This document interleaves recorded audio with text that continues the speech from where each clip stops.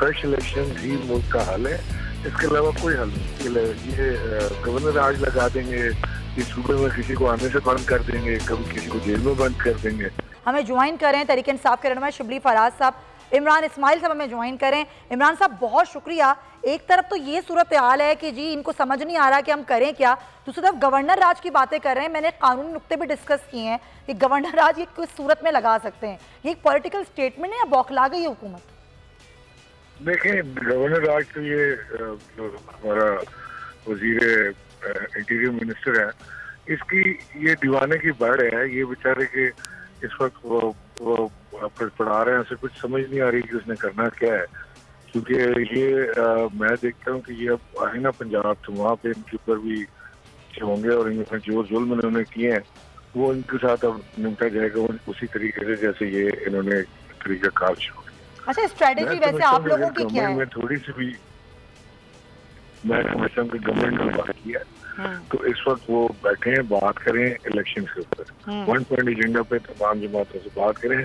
Fresh election ही मुल्क का हल है, इसके अलावा कोई हल नहीं है। ये गवर्नर आज लगा देंगे, इस सूबे में किसी को आने से बंद कर देंगे, कभी किसी को जेल में बंद कर देंगे।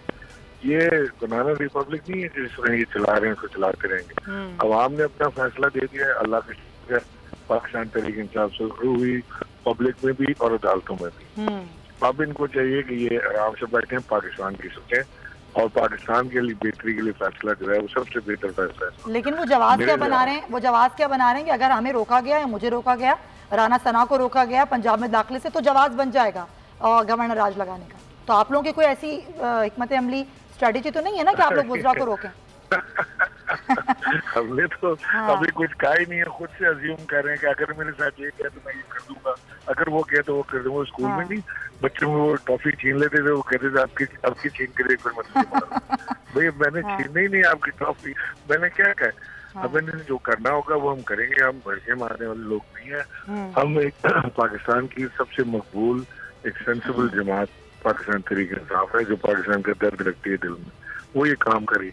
ये लोग ये काम करते हैं कॉन्ट्री। अब हलीम लीडर है, उठा लिया है आज फिर से, और उसको सफेद रंग की एक बगैर नंबर प्लेट वाली सादी नंबर प्लेट वाली करोला में उसको ले जाके किस केस में उठाया गया हलीम साहब को?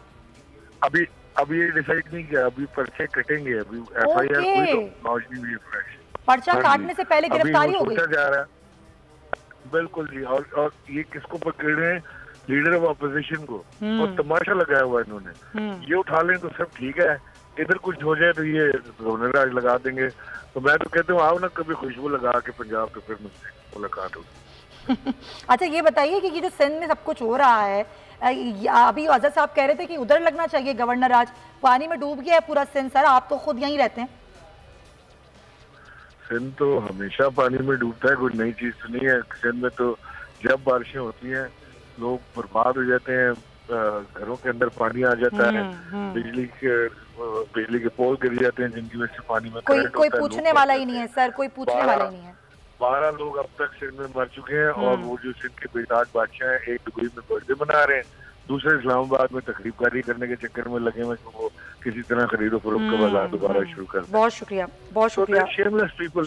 जी बिल्कुल आप सही कह रहे हैं, बहुत शुक्रिया सर। सब्सक्राइब करें और बेल दबाएं ताकि कोई खबर रह न जाए।